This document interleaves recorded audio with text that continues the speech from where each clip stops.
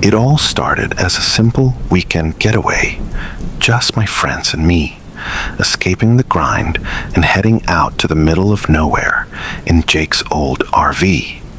Jake had been hyping up the Mogollon Rim in Arizona for weeks, calling it the perfect mix of peace and thrill. I wasn't sure what he meant until we arrived. The rim was stunning in the daylight. Towering pine trees swaying gently in the breeze, golden sunlight filtering through the leaves. It was quiet, almost too quiet. There wasn't another soul around, and even the usual sounds of nature, chirping birds or the rustling of squirrels, seemed muted. "Perfect," Jake said, flashing one of his signature grins as we pulled into the clearing. No distractions. Sarah, our other friend, wasn't as thrilled. "No distractions or no cell service," she grumbled, holding her phone up to the sky, desperately searching for bars. Jake just laughed. "Come on, Sarah. That's the point. Unplug, relax, and embrace the great outdoors," he said, slapping the side of the RV for emphasis. I'll admit, despite my usual love of convenience, the spot was beautiful. The towering cliffs of the rim loomed in the distance, their edges glowing orange as the sun began its descent. The trees cast long shadows that stretched across the ground, giving the place a mystical vibe. For a moment, I let myself relax. By the time we set up camp, it was late afternoon. Jake got a fire going, while Sarah and I hauled out the cooler and folding chairs.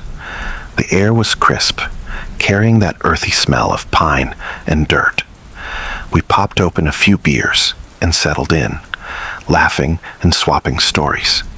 But as the sun dipped lower and shadows crept across the clearing, that peaceful feeling started to fade. The first thing I noticed was the stillness. It wasn't just quiet. It was unnaturally silent. No wind, no animals, nothing. Just the faint crackle of our fire and the sound of Jake opening another beer. "You guys hear that?" I asked, breaking the silence. "Hear what?" Jake replied, looking up. "Exactly," I said, scanning the tree line. "It's too quiet." Jake shrugged.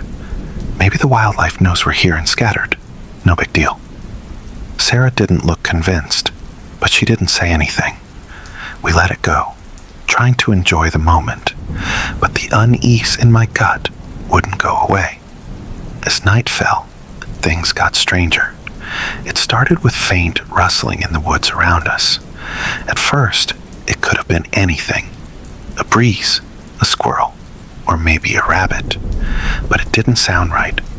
The rustling had a rhythm to it, almost like footsteps, stopping and starting, moving closer, then retreating.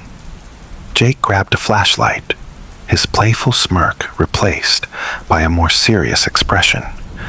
"Probably just a deer," he said, but his voice lacked confidence. He shined the beam into the woods, sweeping it back and forth.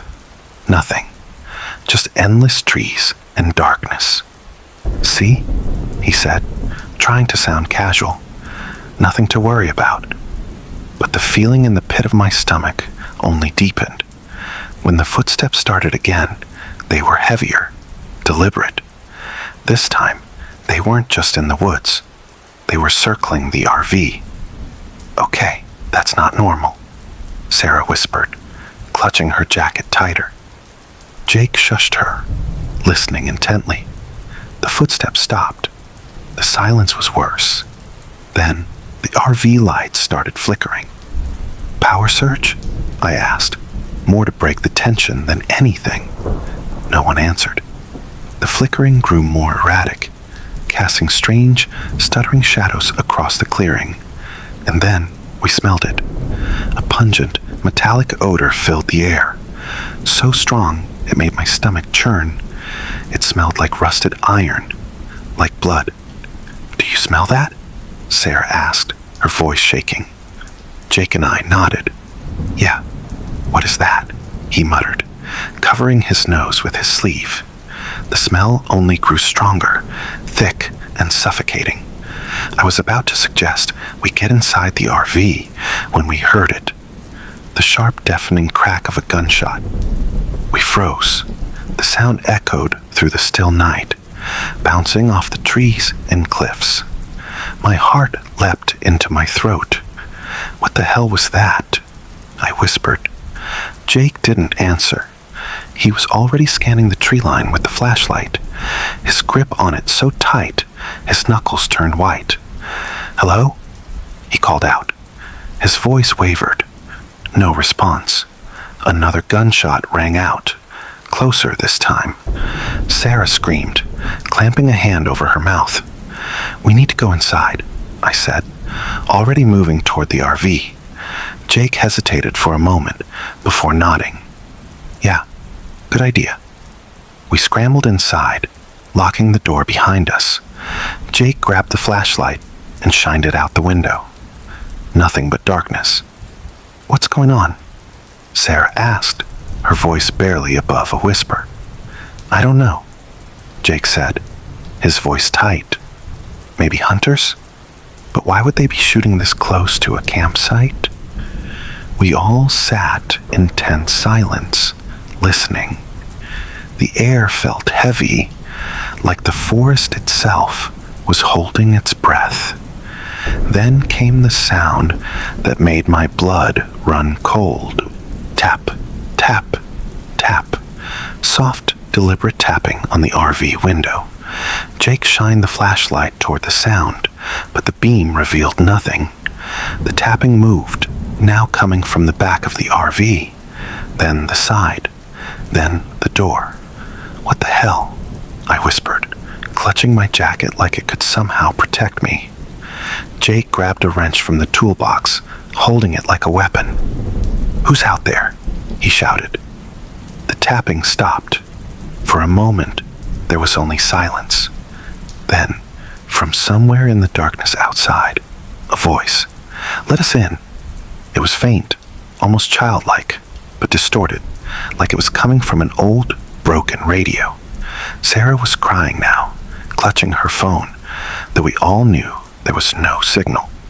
"Stay calm," Jake said, though his shaking hands betrayed him. The voice came again, closer this time. "Let us in." I pressed my back against the RV wall, my heart racing. Whatever was out there wasn't human, and the night was far from over. The first gunshot echoed through the still night, shattering the tense silence and sending us scrambling into the RV like scared rabbits. My heart was pounding so hard I could barely hear anything else.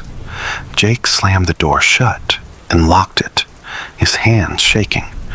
"What the hell was that?" Sarah whimpered, tears streaming down her face. I didn't have an answer, but instinct took over. I grabbed the only weapon we had, a rusty hunting knife that had been sitting in the RV for years. It wasn't much, but in that moment, it felt like my lifeline. "Who's out there?" I yelled, my voice cracking with fear. No response. We stayed frozen, waiting for something, anything, to happen. Seconds dragged into what felt like hours, the silence stretching taut around us. Then another gunshot cracked through the air, closer this time. The sound was deafening, reverberating through the metal walls of the RV. Before we could process it, there was a new sound. Tapping. It was soft at first, almost delicate. Tap, tap, tap. A rhythmic knocking against the RV windows, like someone or something was playing a twisted game of hide and seek. My stomach churned as the sound moved, circling us. Tap, tap, tap on one side, then the other. Jake grabbed a wrench from the toolbox, his face pale but determined. He stood by the door, gripping the wrench so tightly his knuckles turned white. "Who's out there?" he yelled, his voice trembling. The tapping stopped. For a moment, we thought it was over, but the silence that followed wasn't comforting. It was oppressive, suffocating. No wind, no rustling leaves, no chirping insects, just an unnatural suffocating stillness. And then Sarah screamed. The sound was so raw and primal, it jolted me to my core. I spun around, heart racing, and caught a glimpse of movement through the back window. A shadow darted past the glass, too fast to make out clearly. But what I saw, or thought I saw, was impossible. It was humanoid, but not human.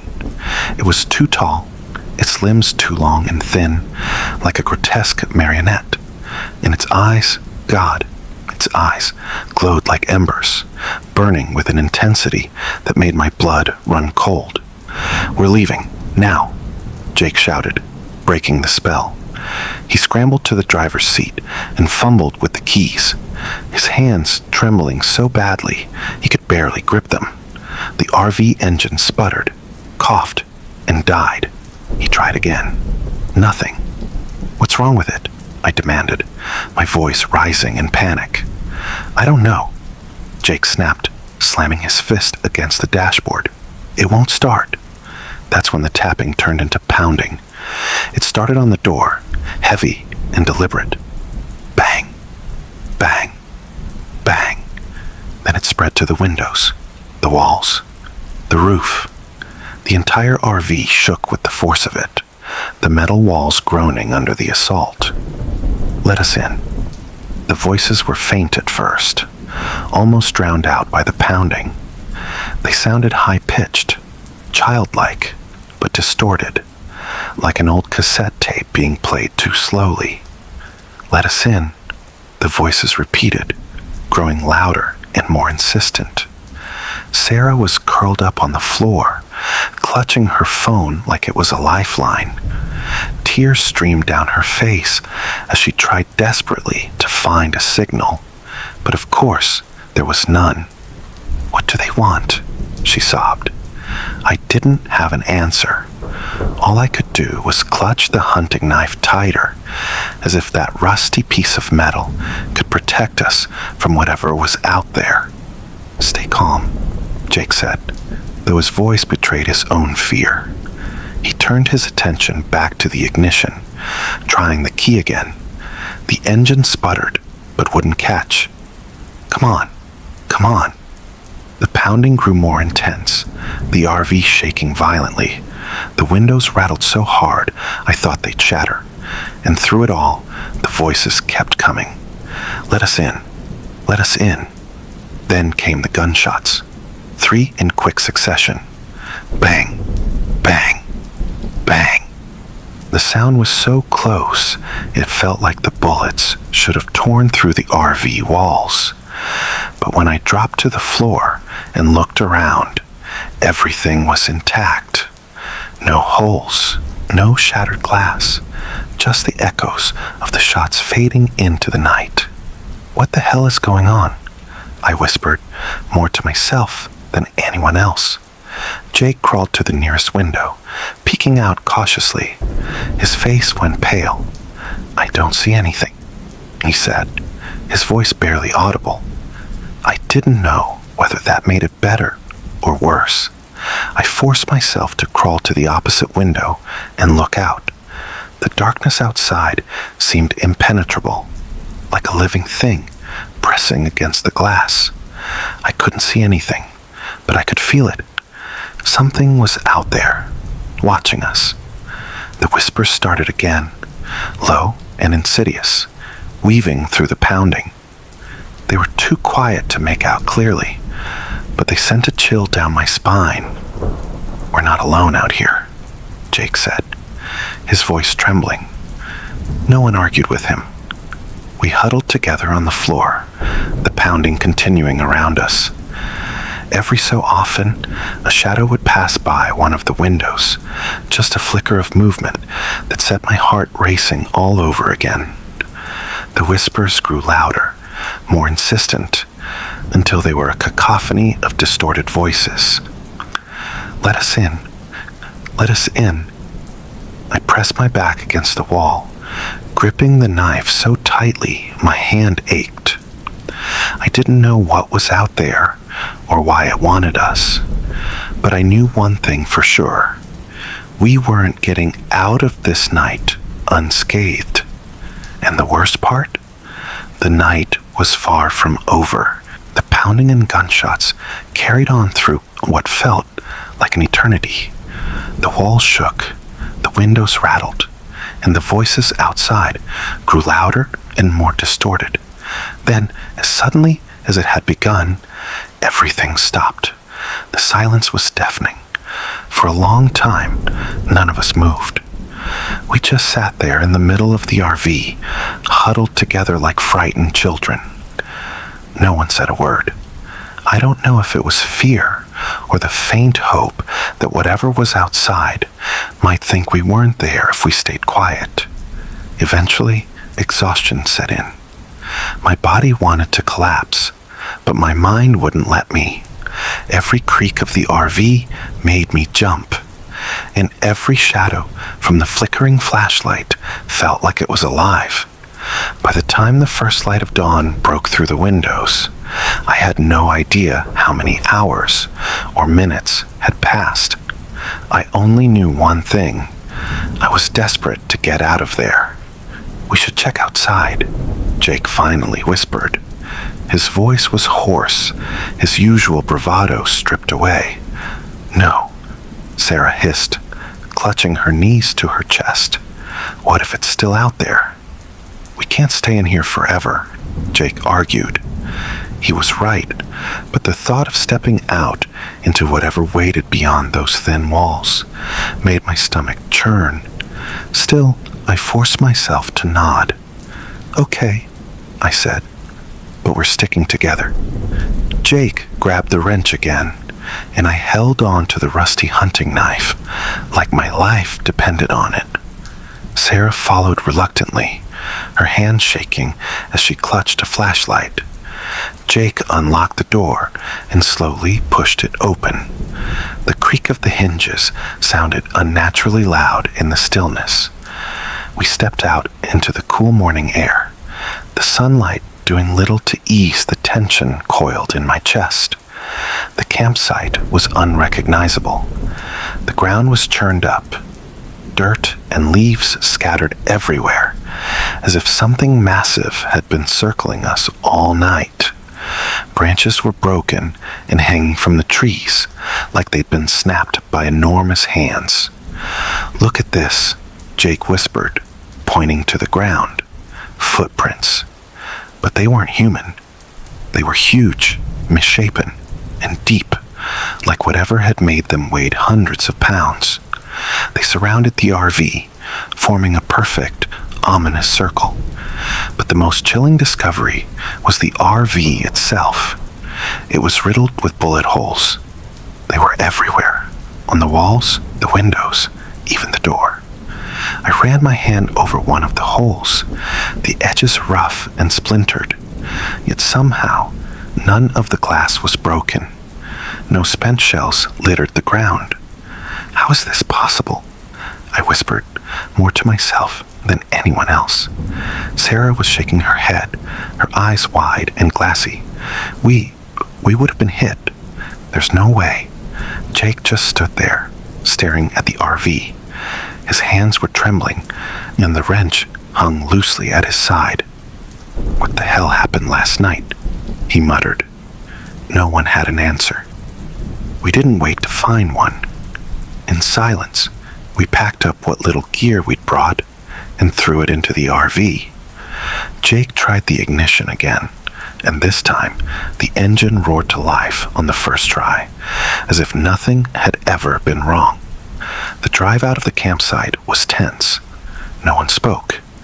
Every shadow cast by the trees seemed alive, and every sound outside made me flinch. It wasn't until we reached the highway, miles away from that cursed spot, that I finally allowed myself to breathe. Even then, the sense of unease didn't fade. Later that day, I couldn't shake the need to know what we'd encountered. I started digging into the area's history, hoping to find some logical explanation. What I found only made things worse. Decades ago, There had been a string of unsolved murders near the Mogollon Rim. A group of campers had been found dead, riddled with gunshot wounds. Authorities ruled out hunting accidents, but were never able to identify a shooter. Locals whispered about ghosts, restless spirits reliving their final moments, trying to warn others, or maybe seeking revenge. The details sent a shiver down my spine. The bullet holes, the voices, the pounding. It all lined up too well. I don't know what we encountered that night. Maybe it was the ghosts of those campers.